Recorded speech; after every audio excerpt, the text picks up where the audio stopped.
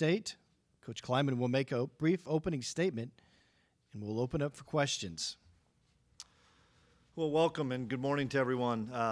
What a fast week it has been. We arrived on Monday, and it's hard to believe it's Friday already. But I want to thank the Allstate Sugar Bowl and the committee members, our players, our coaches, our support staff have just had a fabulous time, and the hospitality has been second to none. And we can't thank you guys enough for all you've done for K-State. And I'd like to thank the city of New Orleans for everything. It's been a great time here.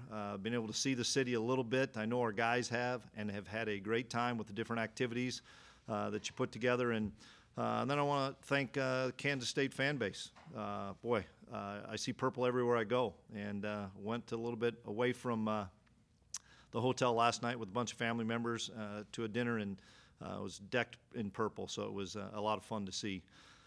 With regard to our football team, it's pretty simple for us. It's discipline, commitment, toughness, and to be selfless. Our 4 core values are why we're here, and that's pretty much how I can state it. We've got a great group of seniors, a great group of leaders that believe in the power of ownership, of player ownership, and the power of belief. And not many people expected Kansas State to be in this position this year. And I knew we were on the right trajectory as a football program, but to make the leap that we've made this year, it's a credit to those kids, and it's a credit to their belief in one another, their belief in us as coaches, and them taking ownership in the program. And we had a really good season that was capped off with a phenomenal win over a college football playoff team in TCU. I think we're the only ones to beat a CFP team that's in the Final Four is Kansas State, and it's a credit to those players. And they have great resolve. They've got great toughness, and excited for them to have this opportunity. And I keep telling the guys, and they truly believe it, we didn't just fall into this. We've earned the right. We've earned the right as Big 12 champions. We've earned the right to represent Kansas State and represent our conference in the Sugar Bowl, and excited. We know the challenge at hand. We know we're going to play a terrific Alabama football team that doesn't really have any weaknesses. So we've got to play our best football, and I'm looking forward to our guys playing their best football come Saturday morning. Once again, before you ask your question, please wait for the microphone. Identify yourself and your media outlet. Questions? Right here on the left side. Hey, Coach Klieman. Jamal Kennedy, WSFA 12 Sports in Montgomery. Before this, I was in Fargo, North Dakota, and I covered NDSU, and I know that you were there from 14 to 18. So how do you think that transition, being there at NDSU, prepared you for a position like Kansas State and the success that you endured there? Well, you play football in January, you don't have a job there, for starters. It's about the culture of championships. It was there before I arrived there, and it has continued since I left. And so it's about playing football and your best football in December and getting an opportunity to play in January. And so that obviously prepared a number of us staff members to come down here and come to Kansas State. And, I'm a big believer in football is football, and winning cultures are winning cultures, and they take time to formulate and develop. But you got to have patience, you got to have great resolve, and you got to have the right kind of guys in your locker room. And obviously we had that up north, and we've started that down south. It's always been a good culture here. Don't get me wrong. Coach Snyder's had the greatest turnaround in college football history. We just did it a little bit different way, but as we continued to build on his legacy in what we did here. So I'm excited about where we're at and where we're at on their trajectory. Right here in the front row. Good morning, Coach. Carrie Yosep out of Birmingham, NBC 13. Same kind of question I want to ask you just about the shift in college football that we're seeing with a lot of guys, leaving programs and not as much commitment and loyalty. What does it say that both of these teams in this bowl game, even though outside of the college football playoff, have no opt-outs, and how important is that to you? Yeah, I look at Kansas State. I don't know what other programs are doing. I know that's out there, but you try to take care of your house, and you do that with honesty, you do that with trust, you do that with belief in them, and you do that with surrounding them with each other and not wanting to let each other down. I'm a big believer in playing for the guy next to you. And we have a number of kids that are going to have opportunities to play at the next level, but we haven't had a kid on our football team that's had an opportunity to play in a Sugar Bowl and to play in a New Year's Six game. And that's really special. And the kids that you all know, that I all know, are those difference maker guys for us.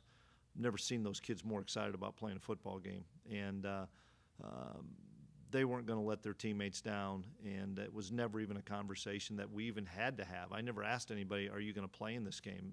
You're at Kansas State playing for your brother, and you're going to play, and they know that. We have two questions here in the middle row. We'll start with Ed Daniels. Ed Daniels, WGNO New Orleans. Coach, if there were a 12-team playoff, you'd be in it. Are you a fan of the playoff? What do you think it'll do for college football? Your thoughts on that, please. Yeah, well, I came from the playoff system, and at North Dakota State we played 15, 16 games every year and never had a break. I mean, you were round to round to round, and then you finally got a couple weeks before you played the national championship. So I think it will create unbelievable excitement for college football. I know from the revenue stream that's going to help out as well, a lot of schools. But I think 12 is a good number to start with. I bet it goes to 16. I don't know if it'll go in my lifetime, but it will probably continue just because of the excitement that it's going to bring. And I think it's great for college football.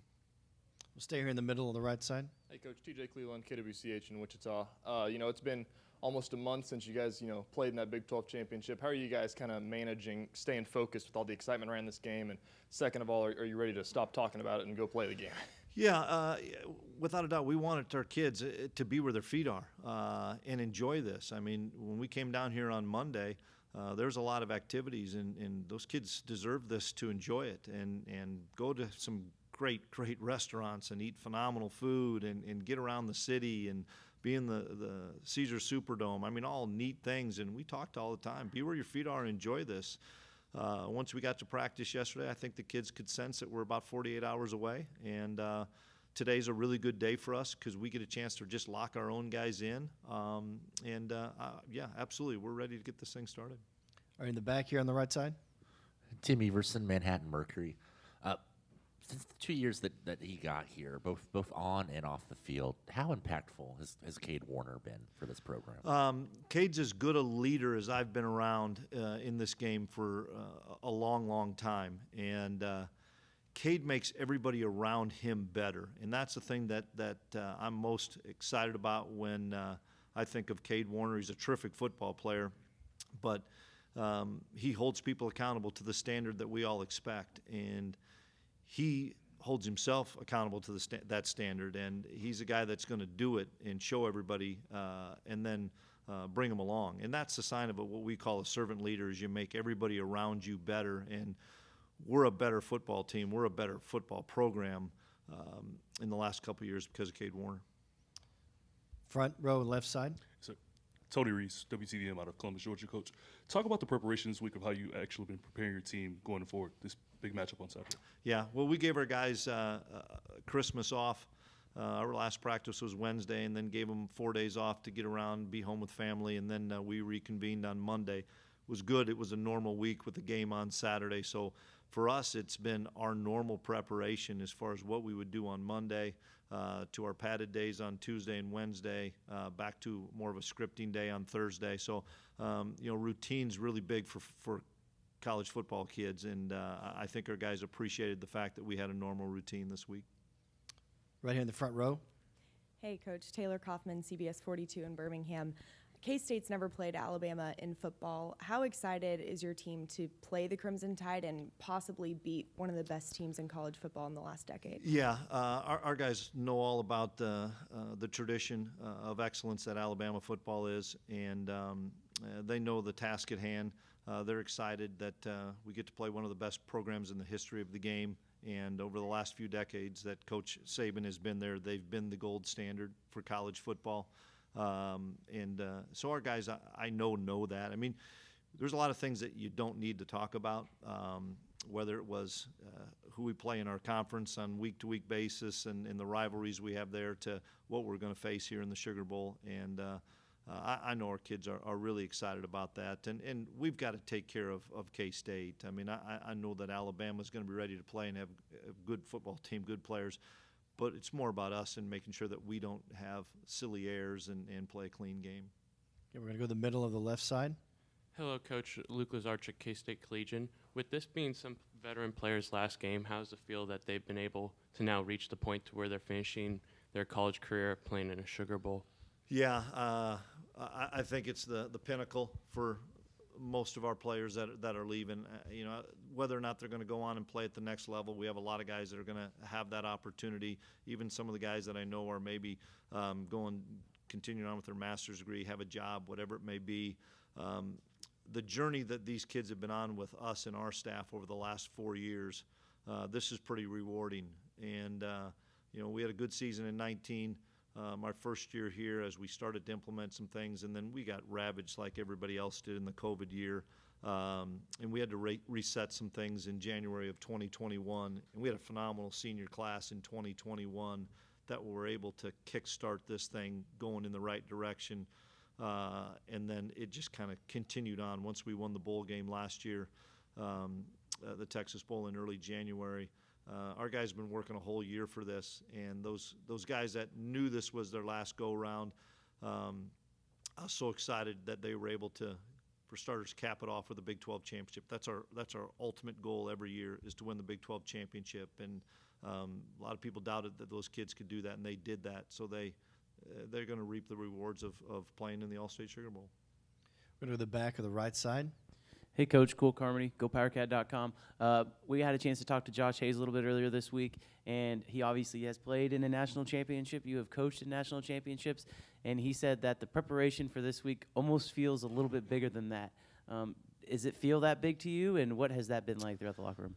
Well, it's great to have guys like Josh that have championship pedigree, and you know, it's come full circle for me with Josh in the fact that I sat in his home in Lake Gibson, Florida, and recruited that kid to go to North Dakota State, and the kid started as a true freshman in a national championship game, played really well, and then 5 years later, I'm sitting in his home last January visiting with the same kids, same parents, about coming to Kansas State and how he could have an impact here. And so there's a guy that really appreciates being where your feet are, getting an opportunity to play in a game like this. And I'm excited for Josh as well as everybody else to have that great opportunity on Saturday.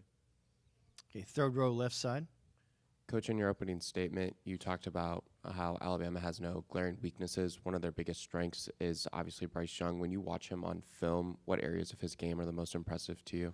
Their front seven on defense and their offensive line on offense. I mean, that's you know, that's where the game is won. Everybody's got skill kids. We've got good skill kids. They've got good skill kids. Schematics and stuff are good. But the game's won in the trenches. The game's won up front on both sides of the line of scrimmage. And their front seven is really, really talented. And their offensive line comes off the football, is physical. And, you know, I hope that's a strength for us as well. We believe it is. It's, you know, you win the Big 12, you better be good up front. And on both sides of the line of scrimmage, we've been exceptional up front. So it'll be a big challenge for our guys on the offense and defensive lines. We have time for two more questions. We'll start right here in the front row on the left side. Hey, Chris, Kellis Robinette here from the Wichita Eagle and Kansas City Star. Will Howard strikes me as a guy who's maybe gone through more extreme lows and highs than most Kansas State players have during their careers. How mentally do you think, now that you look back on his arc, how mentally do you think he, you know, handled his journey? Phenomenal. And Will Howard's ready for this stage, and I can't wait to watch him cut it loose tomorrow. And one of the best things that happened to Will Howard was Adrian Martinez. Adrian's journey was difficult as well, and he ended up coming to K-State, and both those two quarterbacks have helped us win the Big 12 championship, and they've leaned on each other quite a bit. They've become really, really good friends, and excited to see both those guys on this big stage. Any further questions for Coach Klieman? Coach, thank you very much. Thank you, everyone. See you tomorrow.